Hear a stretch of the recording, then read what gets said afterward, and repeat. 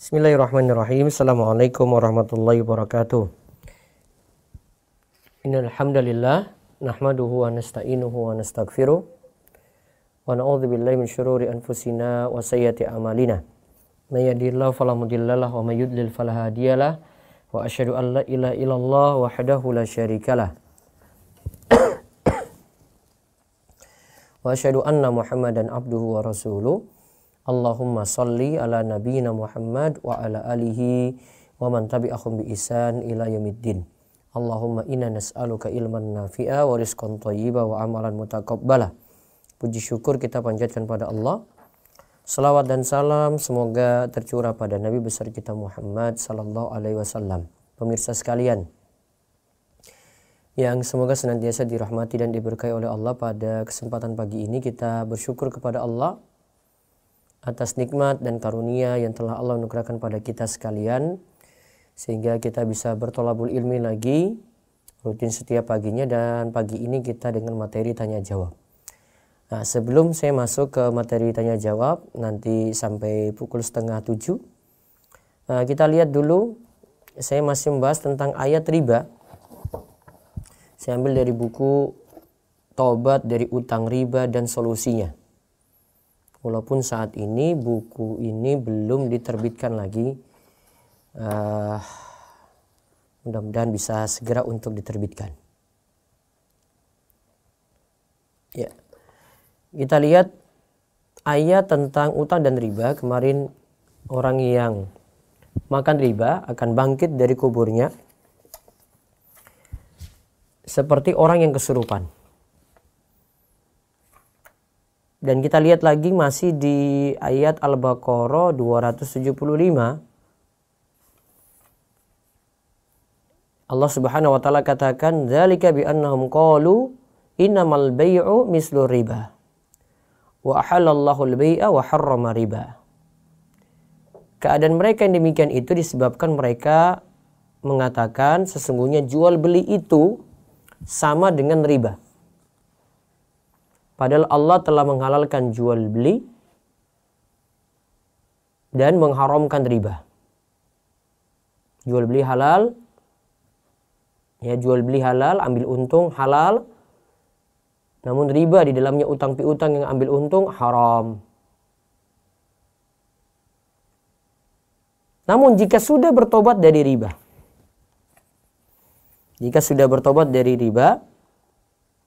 dikatakan faman ja'ahu mau'izatun min rabbih fantaha falahu ma salaf wa amruhu ila Allah wa man 'ada fa ulaika ashabun nar hum fiha khalidun. Orang-orang yang telah sampai kepadanya larangan dari Rabb-nya, lantas dia berhenti dari mengambil riba, maka baginya apa yang telah diambilnya dahulu sebelum datang larangan. Ya sudah, yang sudah terjadi ya sudah. Dan urusannya terserah kepada Allah. Orang yang kembali mengambil riba, maka dia termasuk penghuni-penghuni neraka, mereka kekal di dalamnya. Mereka itu akan kekal di dalamnya.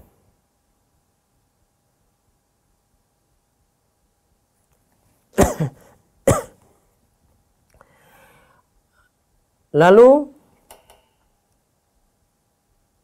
siapa saja yang telah sampai padanya peringatan, ini keterangannya ya, Al-Baqarah, ini masih Al-Baqarah ayat 275. Siapa saja yang telah sampai padanya itu keterangan, peringatan dan larangan dari Allah, lantas ia bertobat. Ya, lantas ia bertobat, maka dia tidak berdosa atas riba yang sudah terlanjur diambilnya. Ya sudah, yang dulu ya sudah, biarlah berlalu, sudah. Dia berpenting menyesal, sekarang kembali taat, bertekad tidak mau mengulangi seperti itu lagi. Ya, bertekad dia tidak mau mengulangi seperti itu lagi.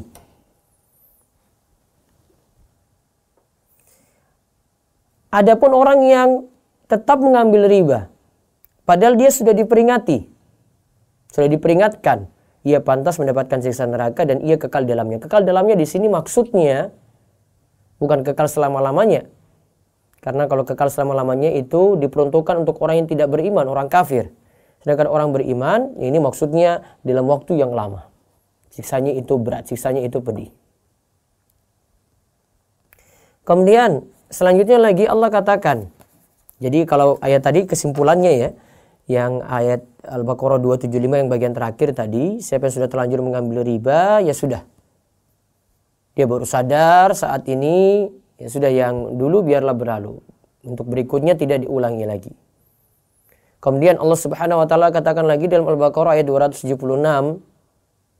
yamhaqallahu riba wa yurbis shadaqat. Wallahu la yuhibbu kulla kafarin athim.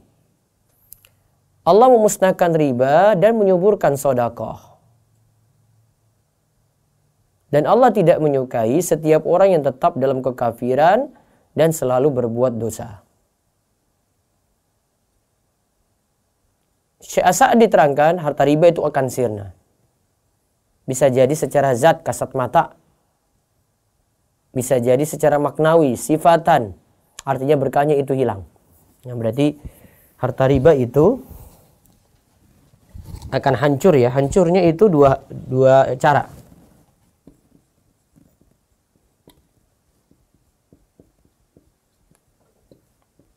Harta riba itu akan hancur.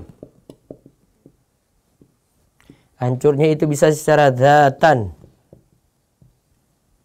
Dan yang kedua sifatan.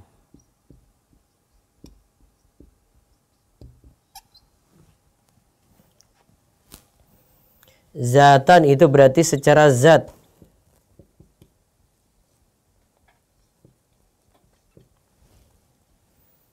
Artinya zatnya akan hancur. Kalau sifatan, berkah, secara berkah, berkahnya hilang.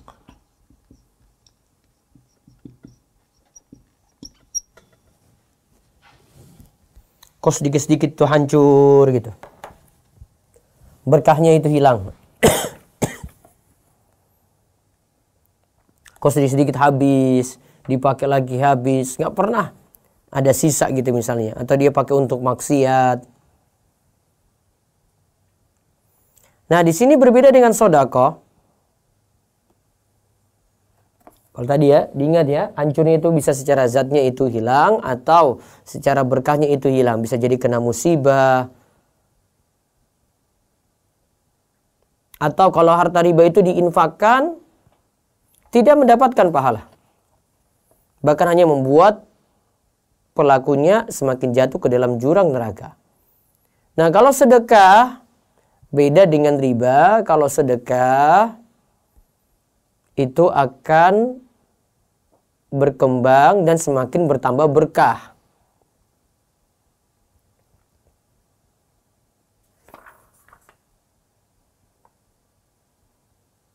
Nah, kenapa antara riba dan sedekah di sini akibatnya berbeda? Nah, Syekh Shalih Al Fauzan itu katakan,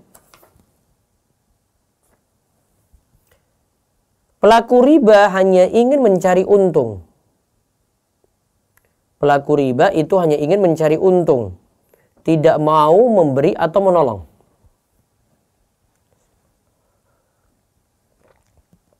Pelaku riba itu hanya ingin mencari untung, tidak mau memberi atau menolong.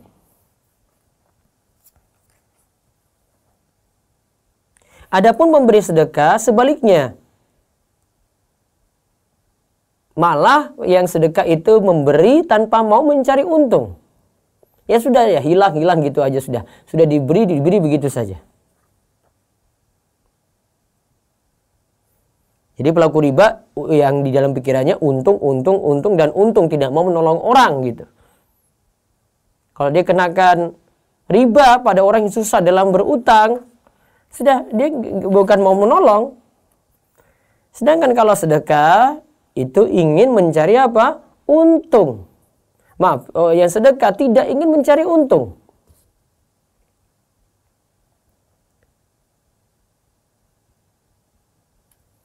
Juga pengertian yang lainnya ada dari Ibnu Abbas. Allah menghancurkan riba adalah bahwa sedekah, jihad, haji, dan sholat dari pelaku riba tidak diterima. Adapun sedekah akan menyuburkan dan memberkahi harta di dunia serta melipat gandakan pahala dan ganjaran di akhirat.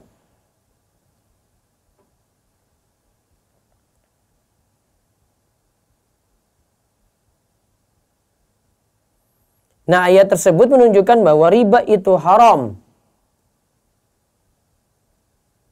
Karena Allah tidak suka bila orang yang menghalalkannya dan pelakunya disebut terjerumus dalam dosa. Jadi sekali lagi, di antara pengertiannya juga ibadah orang yang makan riba tadi akan hancur, sedekahnya, jihad, haji, sholatnya tidak diterima. Sampai Ibnu Abbas katakan seperti itu loh. Adapun sedekah membuat harta itu subur, berkah, pahala dan ganjaran itu berlipat-lipat. Di samping sedekah punya manfaat yang begitu luar biasa. Itu tadi Al-Baqarah 276. Sekarang kita lihat Al-Baqarah 277 sampai 278. Allah berfirman, innal ladzina amanu wa 'amilus solihati wa aqamus sholata wa atuz zakata lahum ajruhum inda rabbihim wa la khaufun 'alaihim wa la hum yahzanun. Ya ayyuhalladzina amanu taqullaha wa dharu ma baqiya minar riba in kuntum mu'minin. Sesungguhnya orang-orang yang beriman mengerjakan amal soleh, mendirikan sholat,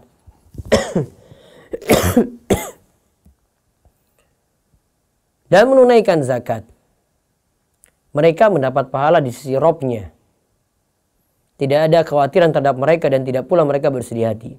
Wahai orang-orang yang beriman, bertakwalah kepada Allah dan tinggalkanlah sisa riba yang belum dipungut jika kamu orang-orang yang beriman.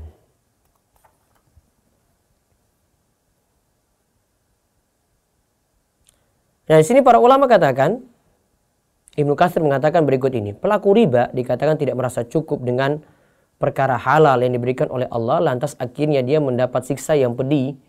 Adapun orang beriman diberikan balasan atas ketaatan dan rasa syukur mereka yang diwujudkan dengan berbuat baik, berupa mendirikan sholat dan menunaikan zakat. Berbagai karomah nantinya akan diberikan kepada mereka. Mereka lah pada hari kiamat yang termasuk golongan orang-orang yang beriman. Lalu Allah perintahkan untuk meninggalkan riba yang belum dipungut. Ibnu Katsir katakan, tinggalkanlah tambahan di dalam pokok setelah peringatan pada ayat di atas. Jadi pokoknya saja yang boleh diambil, tambahannya tidak. Pokoknya saja yang boleh diambil, tambahannya tidak. Ini juga peringatan, kata Ibnu Katsir, bagi orang yang sudah memahami bahaya riba, namun tetap terlibat di dalamnya. Nah, ada kisah tentang ayat 278 tersebut mengenai Bani Amr bin Umair dari Thaqif dan Bani Al-Mughirah dari Bani Makhzum. Di antara mereka ada masalah utang riba jahiliyah. Ada masalah utang riba jahiliyah. Ketika Islam datang dan mereka masuk Islam, Thaqif menuntut utang ribanya untuk diambil dari Bani Al-Mughirah. Mereka pun berembuk. Utang ribanya, dia mau ngambil utang ribanya tadi. Mereka pun berembuk. Lalu Bani Al-Mughirah mengatakan, kami tidak akan menunaikan riba dalam Islam dengan cara Islam. Kemudian Attab bin Usaid selaku naib Mekah, penanggung jawab kota Mekah, mencatat masalah tersebut dan melaporkan kepada Rasulullah SAW. Lantas turunlah surat Al-Baqarah ayat 278 yang kita bahas ini, yang memerintahkan kaum muslimin untuk bertobat dari riba dan meninggalkan riba yang belum dipungut. Akhirnya riba itu seluruhnya ditinggalkan. Jadi kalau yang bertobat dari riba, pokoknya saja yang boleh dia ambil, tambahannya dia itu tinggalkan. Tadi dikatakan wadharu ma baqiya minar riba in kuntum mu'minin. Tinggalkanlah sisa riba yang belum dipungut Jika kalian termasuk orang-orang yang beriman. Nah, pada ayat berikutnya lagi 279 sampai 281. Kalau ayat 279 disuruh tobat dari riba. Dikatakan, fa ilam taf'alu fa'adzanu biharbim minallahi wa rasuli wa in tubtum falakum ru'usu amwalikum la tazlimuna wa la tuzlamun. Maka jika kamu tidak mengerjakan atau meninggalkan sisa riba, maka ketahuilah bahwa Allah dan Rasulnya akan memerangimu. Dan jika kamu bertobat dari pengambilan riba, maka bagimu cuma pokok hartamu saja. Kamu tidak menganiaya dan tidak pula dianiaya. Maka lihat di sini, pelaku riba diancam dengan perang. Jika tetap mengambil riba, Allah akan memerangi mereka. Dan tidak ada dosa yang pernah diancam seperti ini. Jika mereka bertobat, maka harta pokoknya saja yang diambil. Sedangkan tambahan riba tidak boleh diambil.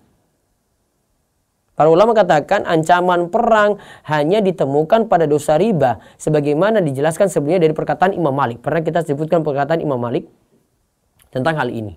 Terus pemilik harta jangan berbuat zalim dengan mengambil nominal yang lebih banyak daripada harta pokok. Dengan pula dia dizolimi dengan mengambil kurang dari harta pokok tadi. Ibn Abbas radhiyallahu anhu mengatakan jika ada yang tidak mau berhenti makan riba, maka pemimpin kaum muslimin wajib memintanya untuk bertobat. Jika dia tetap tidak mau meninggalkannya, lehernya boleh dipenggal. Sampai dapat ancaman kayak gitu karena tadi saja Allah dan Rasulnya itu memeranginya. Nah, bahasan berikutnya insya Allah nanti saya kasih tahu jadwalnya untuk pembahasan ayat riba ini lagi. Nanti ayat 280 dan 281 insya Allah kita bahas di kesempatan selanjutnya tentang mengatasi orang-orang yang sulit dalam berutang. Kita menyikapinya seperti apa? Apakah kita berikan tempo, tenggang waktu, ataukah kita kenakan riba? Wallahu a'lam bishawab. Baik, selanjutnya saya buka sesi tanya jawab. Bisa dari Zoom terlebih dahulu, baru nanti via telepon di 0812 281 85131 di telepon radio Darus Solihin, radio DS. Sekali lagi di 0812 281 85131.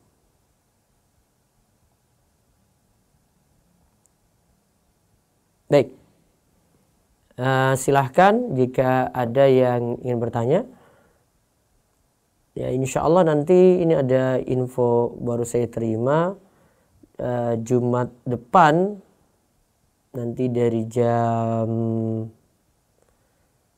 ini 1:30 sampai 2:15. Ya, 1:30 sampai jam 2:15 insya Allah ada kajian nanti dengan Dr. Irwandi Tirmidzi nanti di channel Rumah TV insya Allah 1:30 sampai jam 2:15, cuma 45 menit langsung bisa memanfaatkan waktu dengan beliau karena buku Harta Haram Muamalah Kontemporer kita kaji rutin. Maka nanti kalau ada permasalahan yang ingin tanya dengan Dr. Irwandi Tirmidzi insya Allah di pertemuan hari Jumat ba'da Jumatan insya Allah. Baik. Jika dari Zoom ingin bertanya, silakan. Saya bertanya yang diajar dulu ya Ustaz. Iya. Assalamualaikum Ustaz, Ahwan Ana ingin bertanya. Sebenarnya ini pertanyaan yang berulang. Bagaimana hukumnya GoFood bagi kita sebagai penjual maupun bagi pembeli? Karena ada teman Ana share ke Ana video Ustaz Irwandi 2 tahun lalu yang melarang GoFood bahwa hukumnya haram. Sedangkan anak pernah tanya ke Ustadz bahwa diperbolehkan karena kebutuhan, tapi bagi pembeli jangan memakai GoPay karena di situ ada unsur ribanya. Setahu saya Ustadz Irwandi kayaknya merujuk pendapat beliau di cetakan ke-22, ya di cetakan 22 dari buku Harta Haram Muamalah Kontemporer. Beliau merujuk dari mungkin yang di video-video itu di pendapat beliau yang lama di cetakan 22 beliau rujuk tentang GoFood itu.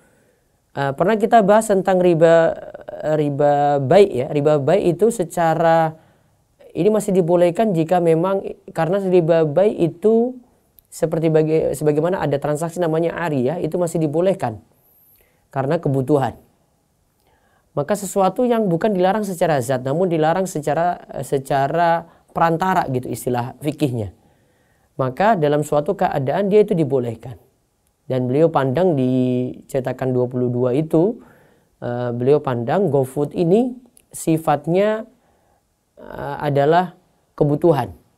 Ya, karena sifatnya kebutuhan, maka sesuatu yang dilarang karena sebagai perantara tadi dibolehkan.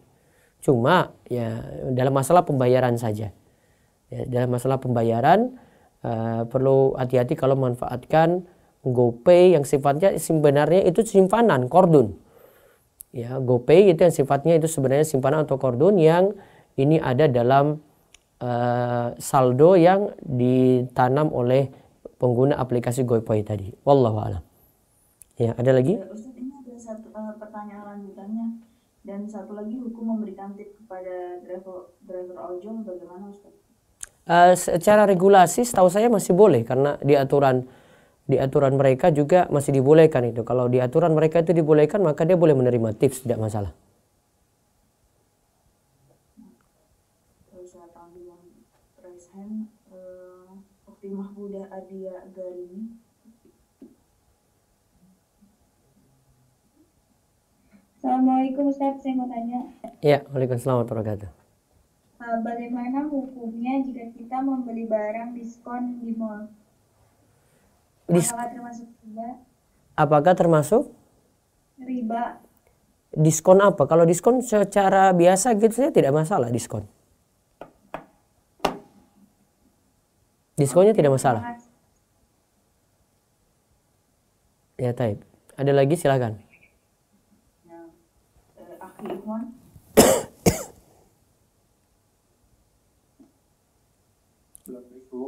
Waalaikumsalam warahmatullahi wabarakatuh. Silakan. Izin bertanya tentang bab curang, Ustaz. Curang, ya silakan. Ya.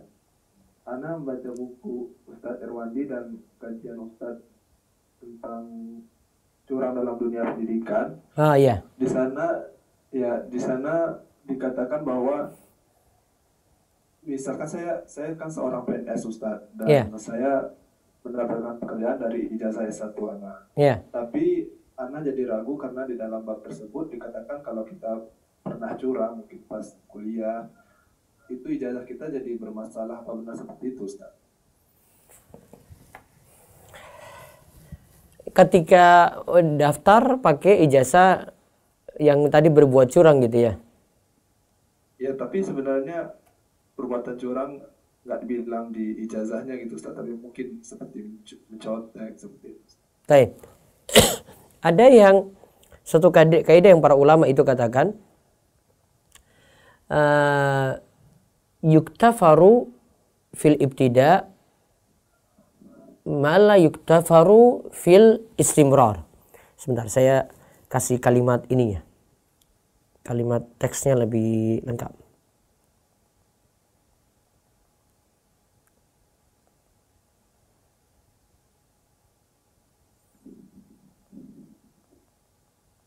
Ya, yuktafaru fid dawam ma la yuktafaru fil ibtida. Yuktafaru fid dawam ma la yuktafaru fil ibtida. Sesuatu yang dilanjutkan itu dimaafkan.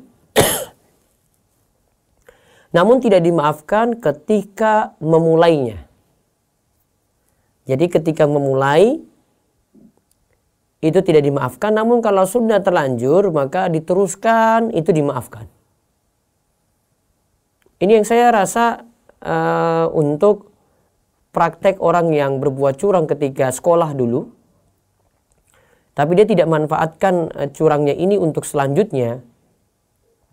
Cuma masalah saat dia itu misalnya ujian gitu, tapi tidak secara keseluruhan dari situ diambil curangnya tersebut sehingga keluar ijazah atau keluar nilainya begitu. Termasuk juga ya untuk dia daftar pegawai dan seterusnya. Maka kaidah ini berlaku. Yang selanjutnya itu dimaafkan, namun tidak dimaafkan untuk yang pertama. Maka yang pertama tadi ketika dia itu berbuat curang dulunya, dia taubat. Yang selanjutnya itu halal bagi dia jika dia itu bekerja secara profesional. Wallahu a'lam.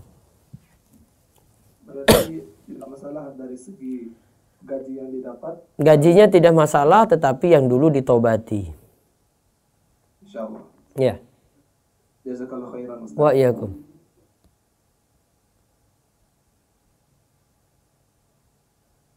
Ada lagi, silakan. Satu, baru saya beralih ke telepon, monggo.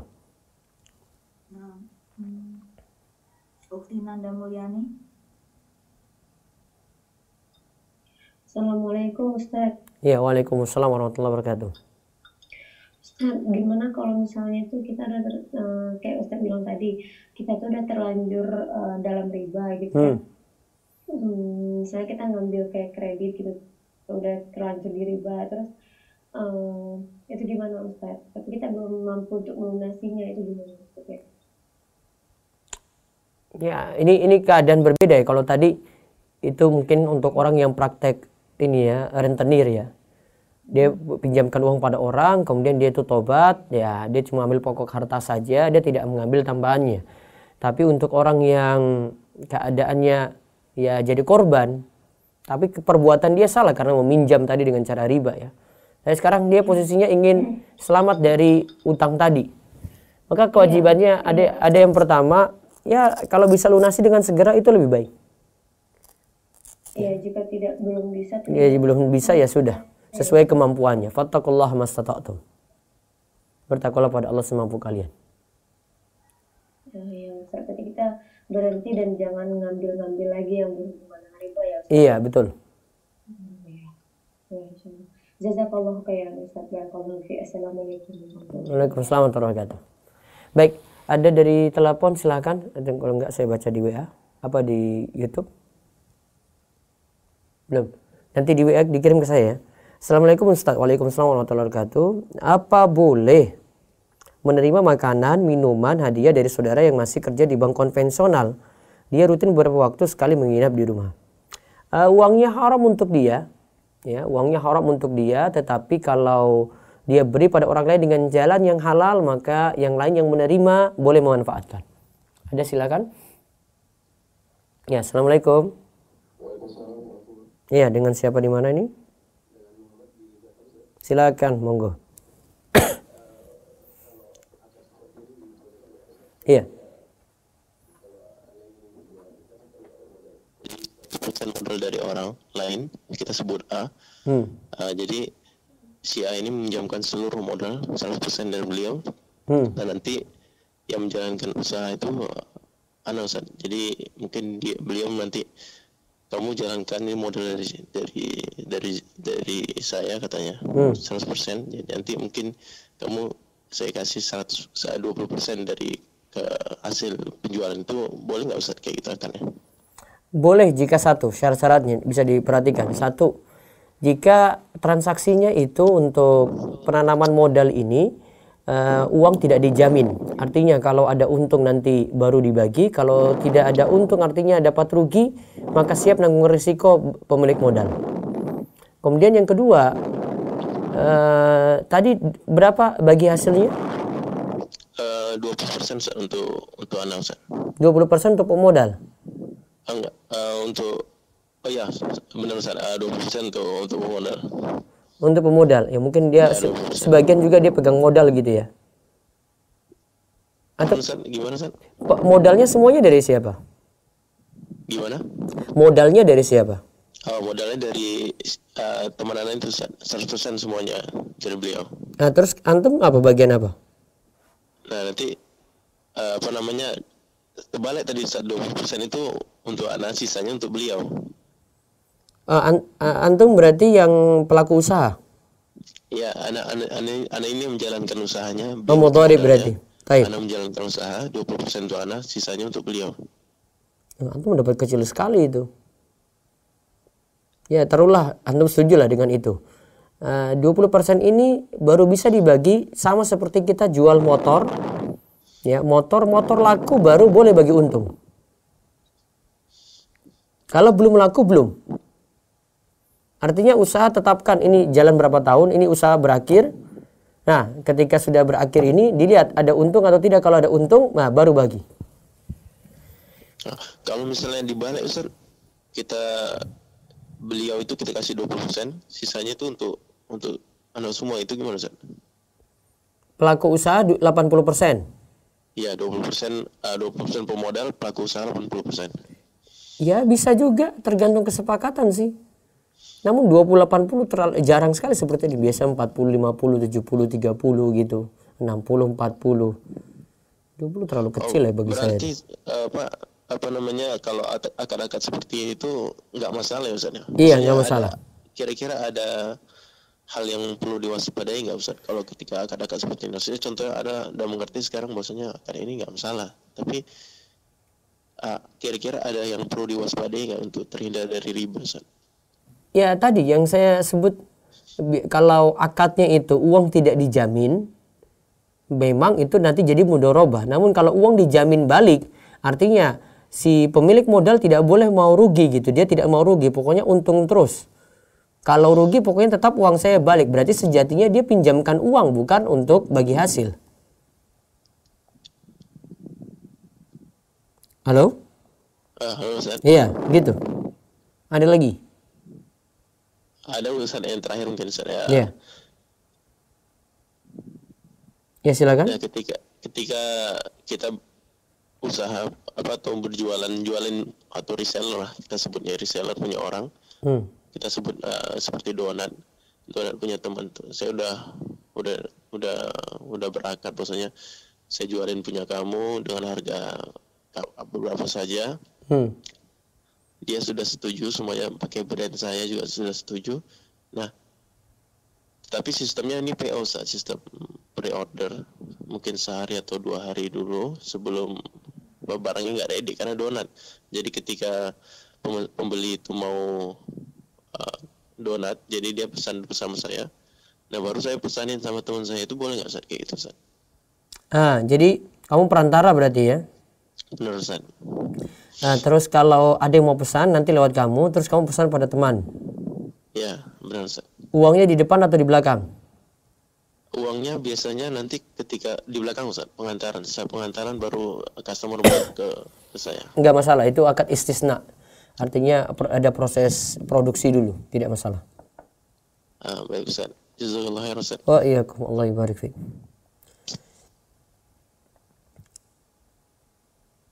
Nah, ada lagi lewat YouTube. Assalamualaikum Waalaikumsalam warahmatullahi wabarakatuh. Salah satu kartu saya ada dari bank konvensional. Karena sangat penting Ustadz, cara mencuci ribanya bagaimana? Kalau ini terpaksa, maka tambahan ribanya tidak dimanfaatkan. Nanti disalurkan untuk kepentingan sosial. Baik, ada pertanyaan di telepon, silakan. Halo, Assalamualaikum. Waalaikumsalam warahmatullahi wabarakatuh, silakan. Iya, mau nanya. Iya, monggo. Halo. Iya ya, silakan Bu. Kalau kita misalnya punya rekening bank konvensional, terus kita pembukaan awalnya misalnya 100.000, itu kita gunakan untuk transaksi online gitu, untuk usaha online. Nah begitu ada transaksi dana masuk pembelian kita, misalnya 500.000, terus kita pindahkan ke bank syariah 500.000-nya. Kan itu ada kena biaya, misalnya cas 6.500. Nah itu, kalau misalnya biaya itu kan kita nggak tahu nih transaksi, kita nggak ngecek gitu kan saldo di tabungan konvensional itu, kita pindahkan 500.000, 6.500-nya itu terpotong dari, mungkin awalnya dari saldo awal yang kita setorkan. Yeah. Tapi kalau terusnya itu berarti kan ada bunga yang diterima, Ustadz. Nah itu bunganya dari mana? Biaya transfer tadi itu diambil dari bunga yang kita dapat itu. Oh, nggak boleh. Nggak, Ustadz. Nggak boleh. Bunga tidak boleh dipakai untuk kepentingan pribadi. Bunga atau riba tidak boleh untuk dua hal ya. Saya simpulkan dari pendapat ulama ya. Yang pertama, tidak boleh untuk kepentingan pribadi. Kalau urusan transfer berarti untuk kepentingan pribadi ibu, nggak boleh. Yang kedua, tidak boleh riba ini disalurkan untuk untuk kepentingan bangun masjid. Oke. Jadi di luar dua itu boleh. Fakir miskin salurkan untuk kepentingan sosial gitu, salurkan untuk bantu orang yang terlilit utang riba, boleh. Oh gitu. Ya. Jadi solusinya kalau misalnya kita nggak tahu ini biayanya berapa, itu gimana Ustaz? Kita berarti tidak boleh transfer sebesar nominal yang kita terima itu ya?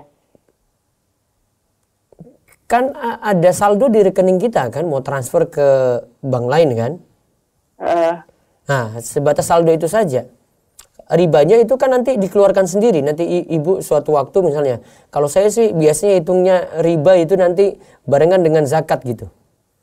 Zakat saya tarik, terus riba nanti dikeluarkan juga dari situ. Misalnya ada tabungan di ini ya, nah, ada waktu nanti ibu hitung ribanya sendiri gitu loh. Ya bisa tiap bulan atau mungkin setahun sekalian gitu ditarik semua. Nah, ibu tarik sendiri untuk riba gitu, nggak dimanfaatin. Oh gitu. Iya. Nah, satu lagi Ustaz. Iya. Ana dulu kan bekerja di bank. Iya. Sudah resign alhamdulillah. Tapi ini Ustaz, Ana beli rumah. Sebelumnya kan menggunakan uang dari gaji dan bonus yang Ana terima gitu kan. Nah, cuman waktu itu Ana kan nggak tahu hukum riba seperti itu. Aku bekerja di bank gitu. Nah, sekarang rumahnya masih ada sama Ana. Apa boleh Ana manfaatin rumahnya saat ini Ustadz gitu? Karena Ana baru tahunya kan setelah rumah itu ya sudah Ana beli, sudah berjalan sekian tahun gitu kan. Baru Sudah lunas rumahnya? Hukum bekerja di bank. Rumahnya sudah lunas? Sudah lunas. Dan dibiayai dari biaya apa dulu? Awalnya Ana pertama kali beli rumahnya itu lewat KPR bank biasa, karena Ana belum jadi pegawai bank. Nah setelah Ana jadi pegawai bank, 1 tahun berjalan waktu itu Ana diterima pegawai bank, Ana ambil fasilitas kredit pegawai. Jadi yang KPR-nya Ana lunasi, tapi Ana ambil kredit pegawai karena biaya bunga waktu itu lebih rendah. Jadi Ana ambil itu, Ana lunasi yang KPR. Nah setelah resign kan harus tidak ada hutang piutang juga dengan perusahaan Ustadz. Pas resign itu Ana lunasi lagi yang hutang pegawainya. Jadi rumah itu sekarang nggak ada lagi hutang, sudah tanpa hutang lagi gitu, sudah selesai gitu urusan dengan bank. Itu boleh Ana manfaatkan atau harus dijual atau gimana Ustadz? Ada rumah lain nggak? Enggak. Hanya itu saja? Hanya itu saja Ustadz. Ya silakan dimanfaatin. Nggak apa-apa ya Ustadz ya? Ya karena ibu termasuk orang susah dan rumah di antara kebutuhan pokok untuk ibu. Kecuali kalau bilang ibu punya rumah 3, baru saya bilang 1 rumah dilepas, uangnya dipakai untuk fasilitas sosial. Oh gitu. Iya. Terus ini Ustaz, waktu saya bekerja di bank itu saya berangkat haji Ustaz, pakai bonus dari bekerja itu gitu. Pada saat saya belum tahu tentang hukum riba. Iya. Nah itu gimana hukum haji saya Ustaz? Ya sudah terjadi kan? Sudah terjadi ya? Diterimakah apa gimana gitu? Karena waktu itu saya pernah konsultasi waktu ada Ustaz Erwandi itu, katanya haji saya nggak diterima Ustaz. Gimana ya? Mudah-mudahan ada kelapangan rezeki lagi, bisa minimal umroh atau haji lagi. Mudah-mudahan. Iya. Saya hampir sama dengan jawaban beliau. Masya Allah. Oh, iya. Jadi saya waktu itu juga membadalkan orang tua juga tidak terima. Iya, nanti bisa diulang lagi badalnya untuk kesempatan yang lain. Badal kan bisa nitip ke orang juga. Oh gitu. Iya. Nah Ustaz, jazakallah khair Ustaz. Iya. Assalamualaikum warahmatullahi wabarakatuh. Waalaikumsalam warahmatullahi wabarakatuh. Baik, saya beralih dulu ke Zoom lagi, silakan. Kesempatan kedua untuk Zoom, monggo.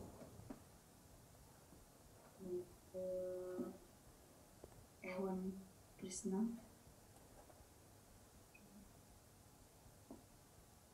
Bapak Krishna. Muazin.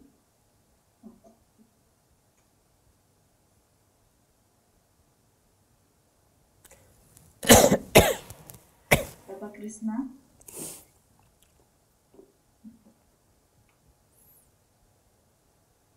Bapak Krishna.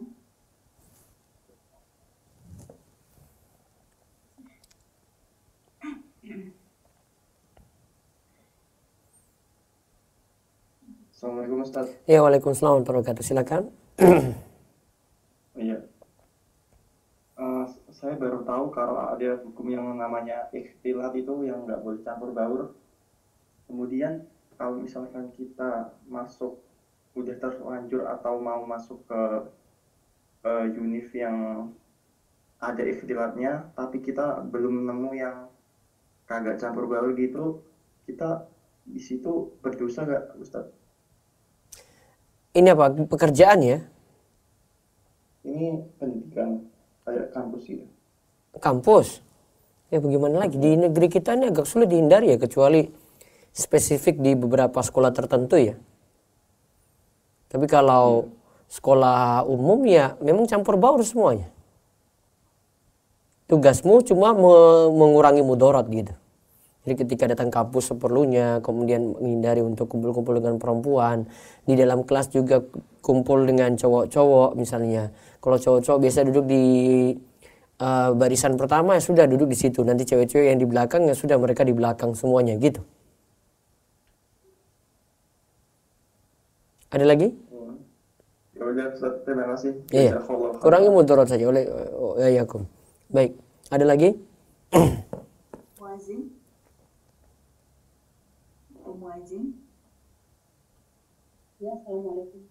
Ya, waalaikumsalam warahmatullahi wabarakatuh. Silakan Kita mau rumah. Sebentar suara kurang jelas ya Kita mau jual rumah. Mau jual rumah apa itu? Mau jual rumah. Terus? Rumah.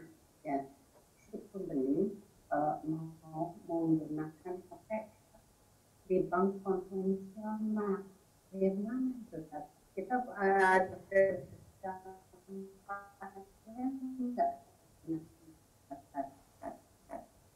Assalamualaikum. Iya, suaranya agak putus-putus Tapi saya kayaknya maksud gimana kalau ada yang mau beli rumah kita terus dia berutang lewat bank konvensional gitu ya ya? Iya, betul. Iya. Masih ada nggak pembeli yang lain yang bisa beli tanpa lewat konvensional seperti itu? Jadi cash atau dia nyicil tapi dengan nggak cara riba? Bisa atau tidak? Sedang kita usahakan. Nah, saran saya diusahakan lagi seperti itu, tidak berikan kepada konsumennya nanti berutang riba. Walaupun nanti itu urusan dia itu. Tapi ya kita dianggap ta'awun nanti. Ta'awun itu tolong menolong. Oh, gitu kan. Iya. Ya, baik. Jelas kalau gitu. Terima kasih, Tat. Ji. Assalamualaikum warahmatullahi wabarakatuh. Waalaikumsalam warahmatullahi wabarakatuh. Iya, monggo ada lagi silakan. Dari Zoom. Assalamualaikum warahmatullahi wabarakatuh. Iya, waalaikumsalam warahmatullahi wabarakatuh. Apakah menyewakan sawah lungguh 1 juta per tahun karena tidak bisa mengelolanya termasuk riba? Dan bagaimana menyikapi atau menyampaikan pada pihak penyewa yang memaksa untuk menyewa sawah tersebut? Gimana? Bagaimanakah? Apakah menyewakan sawah lungguh 1 juta per tahun karena tidak bisa mengelolanya termasuk riba? Kan menyewakan pada pihak A misalnya 1 tahun kan? Terus? Karena tidak bisa mengelolanya termasuk riba. Tidak, menyewakan nih kayak jual beli gitu ya. Tidak masalah. Masalah dia setelah sewa dia tidak bisa mengelola sawah tadi, tidak masalah gitu loh. Beda kalau dia utangkan ya. Utangkan nanti beda dengan sewa ya. Ya kalau utang nanti beda, jadi gadai itu beda lagi dengan sewa. Wallahu a'lam. Ada lagi? Tapi ini di luar tema nggak apa-apa Ustaz? Iya, nggak apa-apa. Bismillah, Assalamualaikum. Maaf mau bertanya tapi di luar tema. Saya sudah membayar sewa rumah 1 bulan, tapi lalu di pertengahan bulan saya pindah dan masih ada sisa pembayaran sampai akhir bulan. Yang mau saya tanyakan, sisa uang di akhir bulan tersebut milik siapa? Jadi ketika sewa terus? Baru 1 bulan, lalu pertengahan bulan beliau pindah Ustaz. Nah, sesuai perjanjian kan harusnya 1 bulan. Gitu kan? Maka risiko dia kenapa keluar dari waktunya gitu. Sudah sesuai kesepakatan 1 bulan. Maka halal untuk yang punya rumah sewa tadi. Wallahu a'lam. Ada lagi silakan.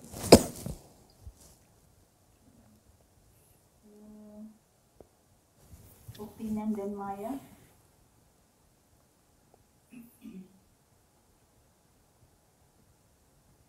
Astinan dan Maya. Ukti Bella Bayas. Assalamualaikum. Waalaikumsalam warahmatullahi wabarakatuh. Silakan.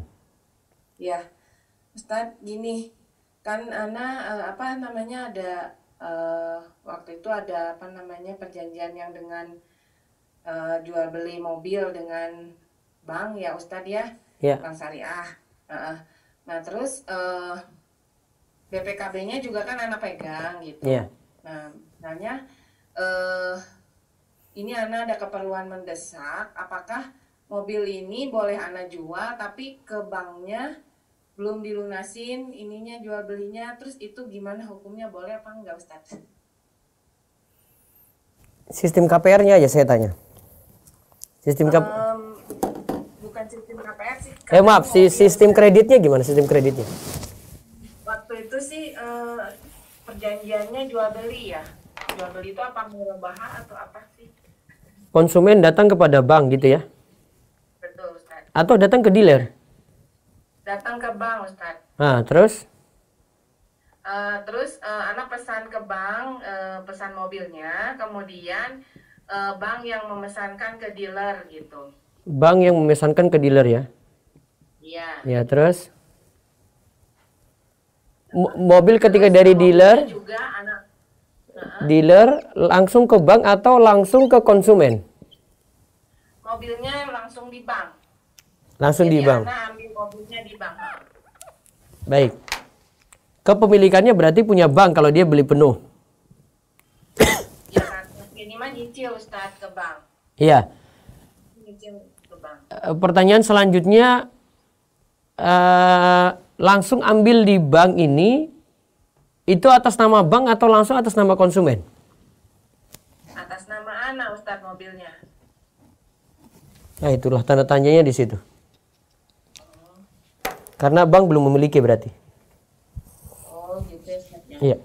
Jadi tetap aja sebetulnya riba juga ya Ustadz. Iya, muter-muter aja Bu. Jadi ya kalau mau aman gini, gak lewat bank, ada yang praktekkan juga ya. Ada yang praktekkan. Jadi konsumen datang ini kepada si A, Pak saya mau beli mobil Pak, tolong beli dong, nanti saya bayar ke kamu aja nyicil. Dia beli, dia datang kepada dealer, dia beli mobil langsung ke dia, namun atas nama dia nih. Dah, iya, ini ambil mobilnya ini, nanti nyicil ke saya ya. Nyicil terus sampai lunas, baru nanti balik nama. Kalau ini dari awal sudah nama Ana Ustadz. Iya, saya nganggap belum serah terima. Wallahu a'lam.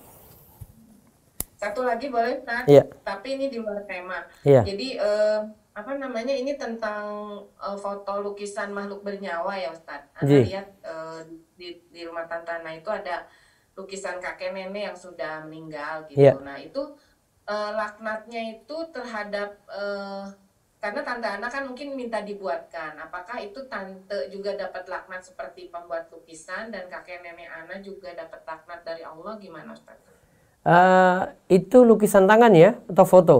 Iya, lukisan tangan Ustadz. Taib, yang kena laknat yang pembuatnya, yang lukis. Yang menggantungkan gimana Ustadz? Yang menggantungkan baiknya dilepas saja, nggak usah dipajang. Oh, ya. Malaikat sulit Terus masuk. Kakek nenek juga Tidak. nggak dapat dosanya kan? Tidak. Oh, ya.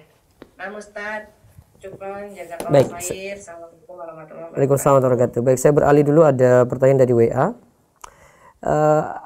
Assalamualaikum. Waalaikumsalam warahmatullahi wabarakatuh. Izin bertanya, selain riba, Ana pernah beli lisensi Windows 10 seharga 50.000 di sebuah marketplace.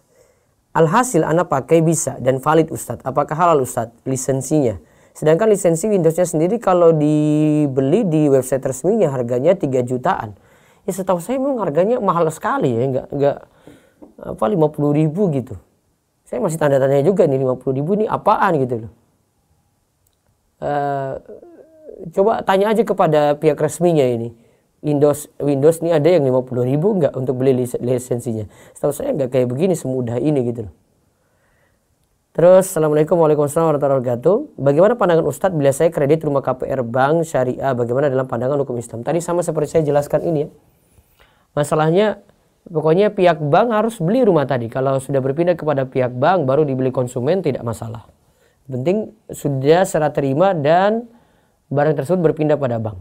Suami saya pensiun, bolehkah suami mengambil pensiunnya untuk makan kami dan buat kebutuhan kami 1 tahun pensiunan dari bank? Nah inilah pensiunan dari bank yang saya nggak bisa berikan solusi. Kalau ada yang lain, penghasilan yang lain bisa dimanfaatkan. Kecuali kalau tidak ada lagi, maka dia sebatas manfaatkan sesuai kebutuhan dia karena dia orang yang susah. Dia kondisinya itu miskin, manfaatkan ya hasil tadi. Wallahu alam. Ada telepon langsung? Kalau enggak saya baca YouTube. Ada, ya, angkat.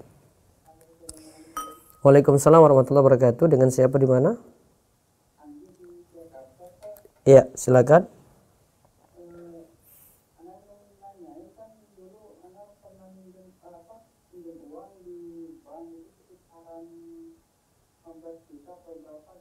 Ya. Ya.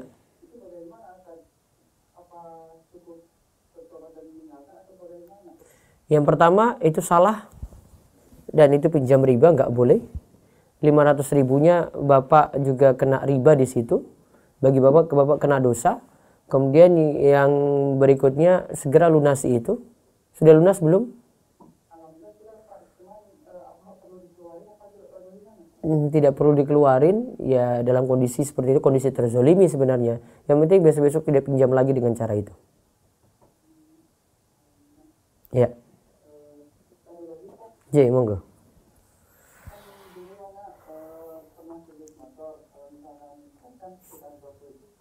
Cash 20 juta ya. Ya. Iya. Boleh dimanfaatin. Boleh dimanfaatin tetapi tidak boleh kredit lagi seperti itu. Oh gitu ya. Iya. Jadi kalau motornya tetap kalau misalkan kita jual hasilnya halal juga Pak? Iya, sudah halal untuk Bapak. Namun yang pertama itu yang salah. Ketika pinjam dengan cara riba atau kredit tadi. Oh. Soalnya kan mau dijual kan takutnya kan. Enggak, itu jadi milik Bapak. Jadi milik Bapak itu. Alhamdulillah. Baik. Satu lagi Pak, boleh Pak? Iya, silakan. Kan di rumah itu kan masih ada tradisi semacam tahlilan gitu kan Pak ya? Iya.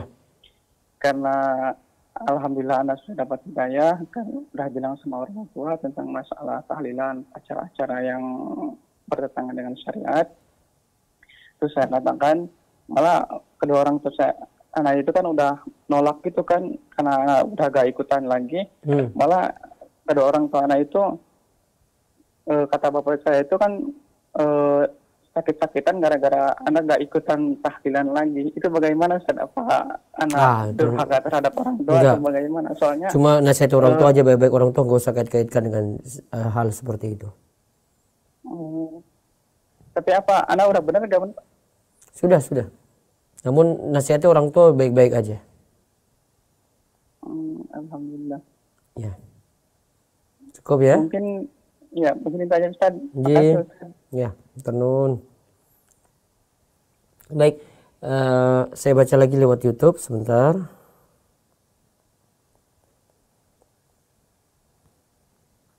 Ustaz, apa hukumnya jika pelaku riba masih ada sisa riba namun tidak mau menjual asetnya untuk menutupi ribanya?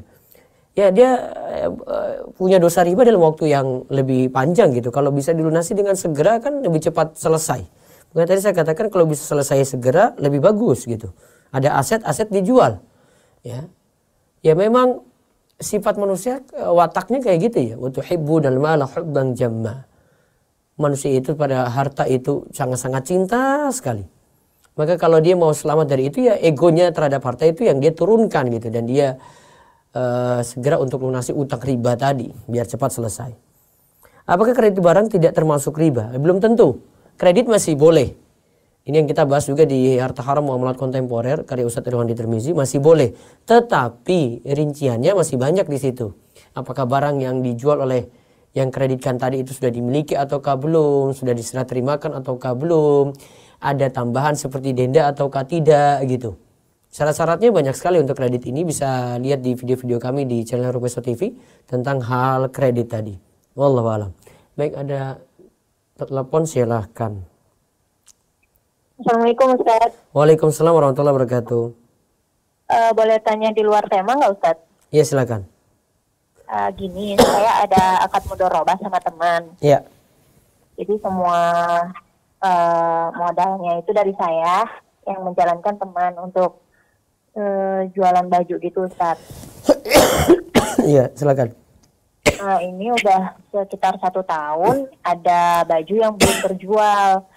Oh ya, untuk keuntungannya itu 60% untuk teman saya, 40% untuk saya.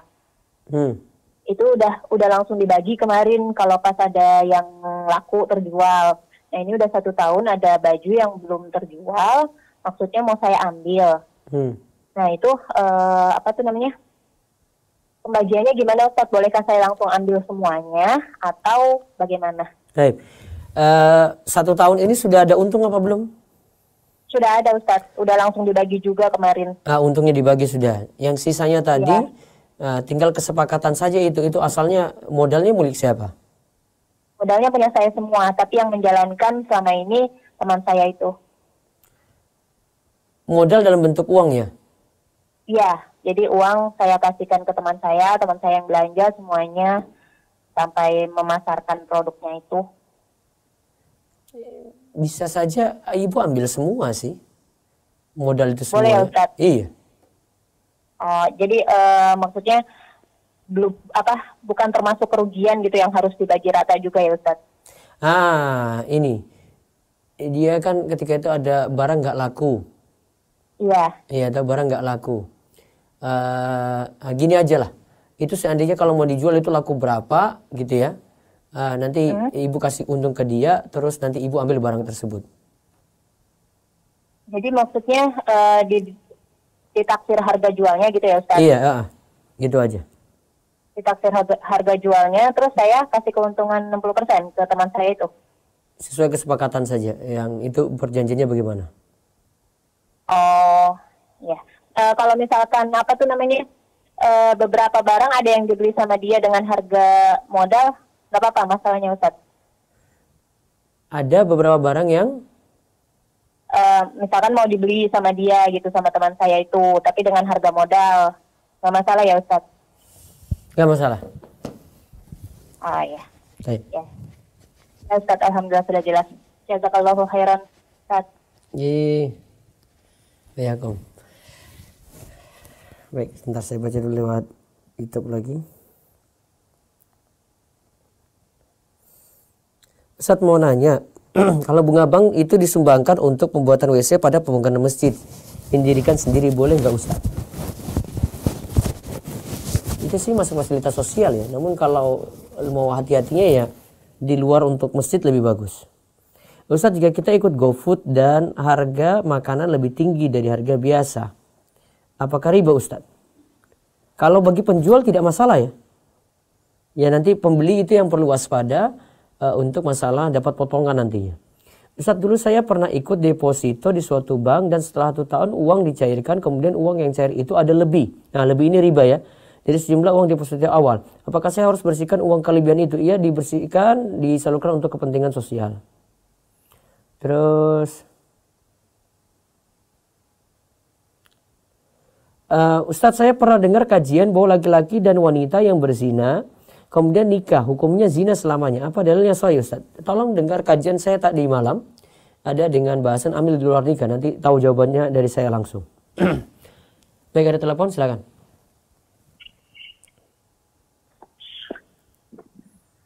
Halo. Ya, silakan. Halo, assalamualaikum. Waalaikumsalam warahmatullahi wabarakatuh.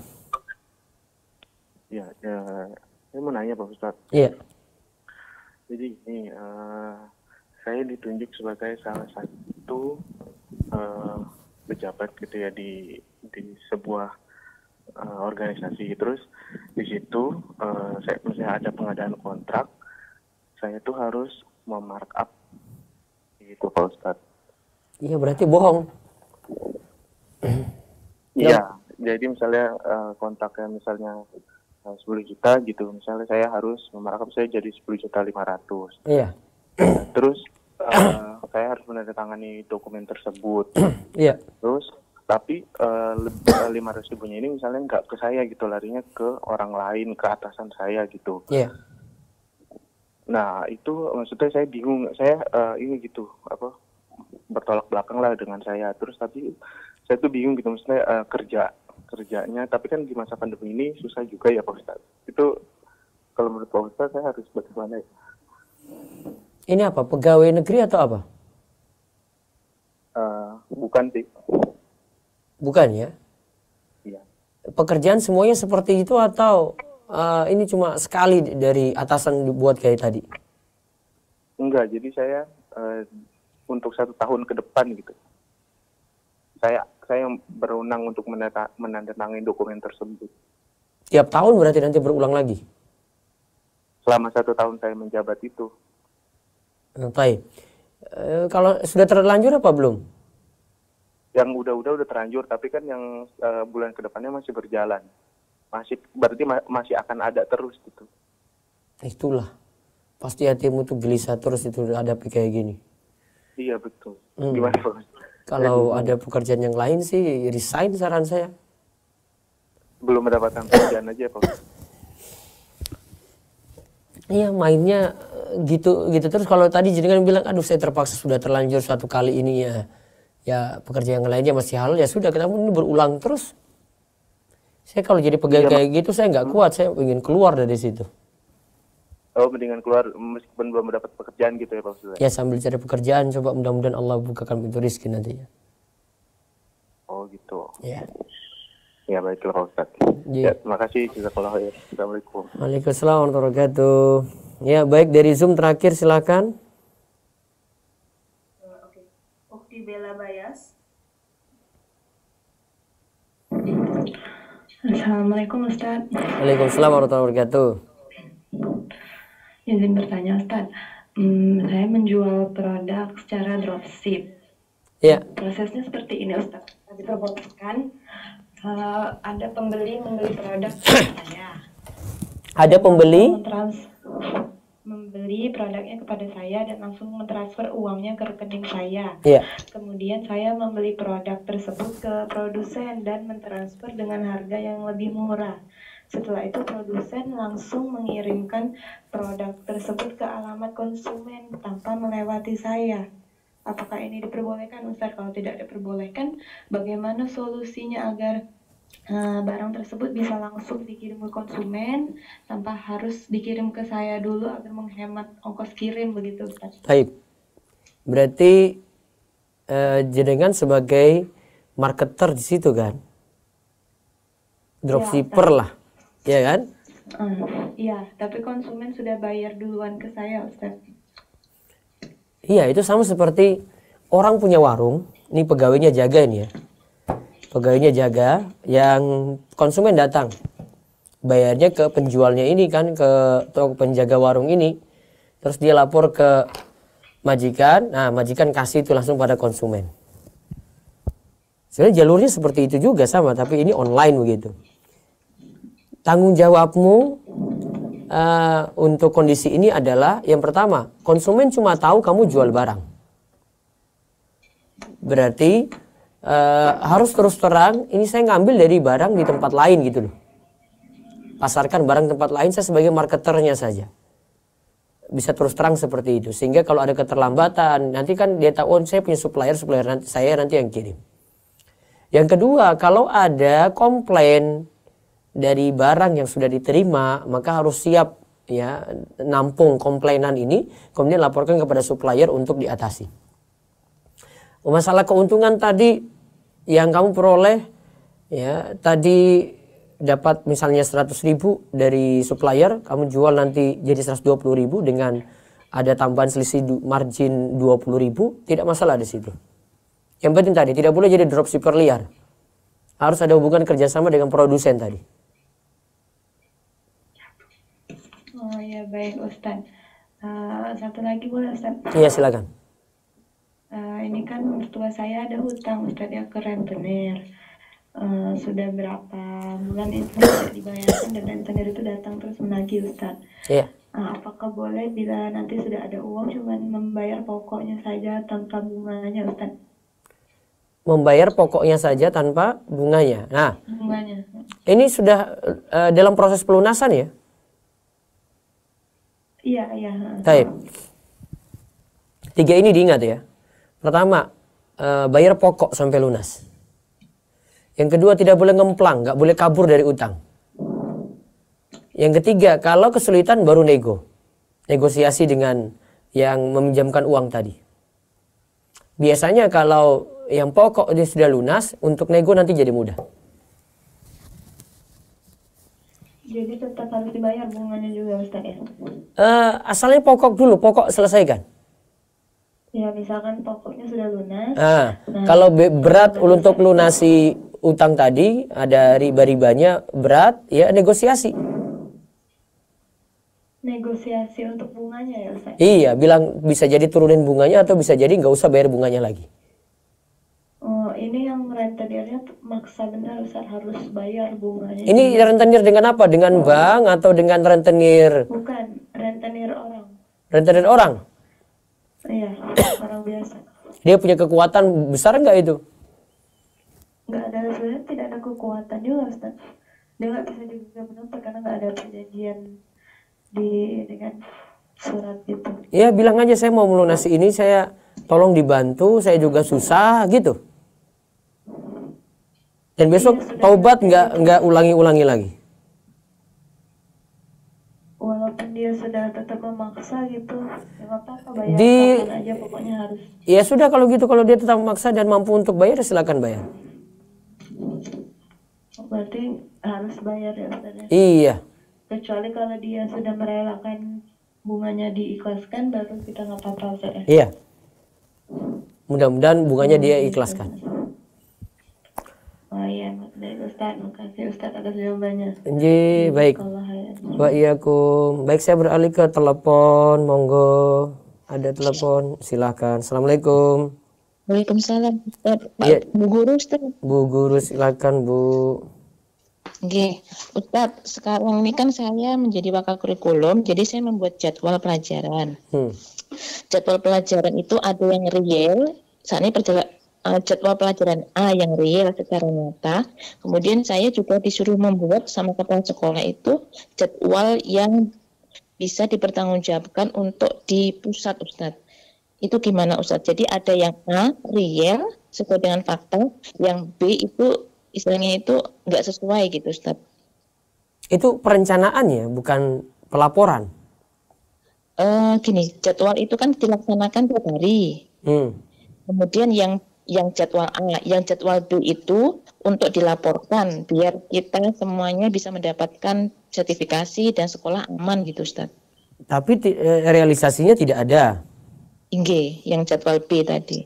Nah, kalau konsekuensinya tidak dilaporkan jadwal B tadi, pripun? Ya ada ini dari depan, ada teguran dari depan karena ada pengurangan jam-jam yang sudah ditentukan oleh pusat. Sama untuk kami yang PNS nggak sulit untuk mendapatkan gaji tambahan Ustaz, sertifikasi itu Ustaz, tunjangan. Kalau seandainya tetap dijalani jadwal B tadi gimana?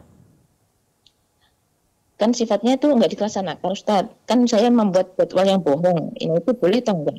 Saya yang membuat itu Ustaz, bisa enggak? Bu Guru sudah tahu jawaban saya sendiri. Ustaz, saya itu bingung, kemarin tuh menangis Ustaz gara-gara itu. Kan saya sudah menolak ke kepala sekolah, tapi kepala sekolah bilangnya niatnya kan baik kayak gitu. Padahal beliau seorang magister gitu agama. Iya, sama juga. Kita sama-sama guru agama. Jadi itu nggak boleh Ustaz ya, saya buat dosa gitu ya saya. Oke. Nggak bisa Bu, Ibu. Gimana mau lebih saya boleh nggak buat dosa gitu kan, nggak bisa lebih saya. Ya Allah, astagfirullah. Terus ini gimana Ustaz? Iya. Saya itu sebenarnya ini regulasi-regulasi yang terlalu repot. Sama orang tua juga, orang tua masih berat, juga suami masih berat juga. Kalau seandainya saya ngeyel gitu keluar dari PNS, orang tua saya nangis gitu Ustaz, saya masih dosa nggak Ustaz sama orang tua? Tetap berusaha untuk jadi PNS tapi jujur gitu, itu aja. Tapi nggak bisa Ustaz, saya kan jadi wakil tuh harus kayak gitu. Nanti sama yayasan itu kan sudah disampaikan, saya malah dikeluarkan gini. Maksudnya gini, kalau jadi orang tuh jangan terlalu saklek dengan hadis dan Quran kayak gitu gitu Ustaz. Memang salah tuh, gak usah pakai hadis, gak usah pakai Quran, Bu. Memang salah kok. Orang secara fitrah saja gak usah bawa dalil untuk itu. Saya gak keluarkan dalil tadi ini. Iya, makanya saya itu bingung bukan saklek kemarin dengan Quran dan hadis. ini? Tapi orang pakai fitrah saja itu sudah tahu itu nggak perlu rentetan dalil macam-macam. Al-Quran ayat sekian, hadis Bukhari, Muslim, nggak perlu. Orang sudah tahu itu secara fitrah dia salah. Jadi itu bukan saklek, justru yang menyalahi itu yang keluar dari fitrah gitu loh. Dia mau benarkan fitrahnya juga dia tahu dia salah gitu. Iya, terus saya yakin mereka pada gelisah juga, tapi gimana lagi gitu. Iya, terus gimana Ustaz? Saya harus pindah sekolah kan nanti kayak gimana gitu sama orang Kemenak ini kok terlalu, karena kan saya tuh sudah dapat label, ada beberapa orang label saya idealis, di Depak juga sama. Ya alhamdulillah Bu, idealis. Kan gak dilabeli macam-macam kan, idealis ya. Oke, kalau mau pindah ke sekolah lain tuh kalau kasusnya sama gimana? Berarti paling baik adalah keluar PNS Ustaz. Gak juga sih. Ya itu ibu tetap dengan idealis ibu bagaimana gitu loh. Pertahankan terus. Biar kasih contoh yang lainnya. Kasih contoh ke kepalanya juga yang tadi master yang ibu bilang. Oke, dia S2. Ini malah iya mau sama juga S2. Mau dokter kayak profesor kayak sami mawon Bu. Oke. Iya. Ini tanya lagi Ustaz nggih. Ustaz, nih di pondok saya itu kan seandainya guru-guru disuruh bikin nilai untuk IPS, padahal dia nggak ngajar anak tersebut, itu boleh nggak Ustaz? Nah itu sama juga berarti. Jadi gini Ustadz, saya memerintahkan ke guru-guru karena memang itu sudah umumnya kan ada program tahfiz. Tahfiz itu penghafal Al-Quran, dia nggak belajar IPS, sejarah segala macam itu, dia hanya belajar pokok yang UN. Pada saat penerimaan rapot, kita harus membuat nilai untuk mereka yang para tahfiz itu. Jadi mereka nggak belajar, tapi kita bikin nilai Ustadz. Nggak boleh. Nggak boleh, Masya Allah. Ibu tetap pertahankan idealis ibu. Orang mau komentar kayak gitu malah bagus. Alhamdulillah idealis gitu loh. Iya Ustaz, tapi kan memang kayak saya berdiri sendiri gitu Ustaz. Iya sama, guroba. Ibu itu guroba di sekolah. Orang asing, orang wong aneh, orang umum itu. Nggih, makanya itu. Iya, itu orang umum jelas itu. Ya Allah. Ustaz saya nanya, di sekolah itu kan ada internet. Internet itu dibayar oleh uang bos. Itu sih kalau saya memakai untuk kepentingan pribadi saya, SMS sama anak, keluarga itu boleh nggak ya? Ibu pakai paket sendiri aja deh, nggak usah pakai paket dari sekolah gitu. Oke, sama ini pakai sendiri, makanya saya pertahankan itu. Lebih aman kalau untuk kepentingan pribadi. Oke. Berarti Ustadz intinya kalau memang saya nggak tahan keluar di PNS, paling baiknya. Ya, saya sarankan tetap bertahan di PNS tapi jadi orang yang idealis. Aduh, saya itu nilainya sudah tinggi Ustaz, jadi makanya terbiasa dengan waka dan biasa dipilih gitu Ustaz. Jadi tapi pekerjaannya kayak gitu terus. Iya, biar ada orang tahu itu kejujuran gimana, tampakan yang benar seperti apa. Kalau enggak ya semua nanti PNS kayak begitu dan guru-guru kayak gitu. Iya Ustaz. Iya. Berjuang terus Bu, itu jihad bagi ibu itu. Masya Allah, berat banget Ustaz. Iya memang, iya berat memang. Gimana lagi? Terima kasih Ustaz ya. Assalamualaikum. Waalaikumsalam. Baik, kami cukupkan. Nanti info kajian bersama Ustadz Irwandi. Kami akan sediakan waktu untuk tanya jawab dengan beliau. Nanti para pemirsa sekalian bisa bertanya jawab. Tunggu saja infonya. Kami lagi lobby jadwal. Mudah-mudahan tidak hanya 45 menit. Saya dapat jadwal yang lainnya bisa 1,5 jam begitu dengan beliau langsung. Tadi baru dapat jadwal hari Jumat tapi kok mepet sekali 45 menit. Mudah-mudahan saya bisa lobby nanti lebih daripada itu di hari yang lain. Nanti tunggu saja infonya di medsos Rumaiso dan bisa ambil ilmu manfaat juga dari beliau. Bagi yang belum jawab kuis tentang Bulughul Maram kitab nikah, bisa lihat di medsos Rumaiso, klik linknya, batasan waktunya sampai malam ini. Sampai 23.59 malam ini segera jawab. Bagi yang nilainya tertinggi dan rajin mengikuti kajian, insya Allah akan mendapatkan hadiah Dengan total nanti ada beberapa orang nanti akan dipilih, total 2 juta rupiah. Demikian kita cukupkan. Yang belum subscribe langganan, karena video-video di channel Rumus TV itu update terus dan mudah-mudahan bisa gali ilmu yang manfaat. Kita tutup dengan doa kafaratul majelis. Subhanakallahumma bihamdik, asyhadu an la ilaha illa anta, astaghfiruka wa atubu ilaik. Assalamualaikum warahmatullahi wabarakatuh.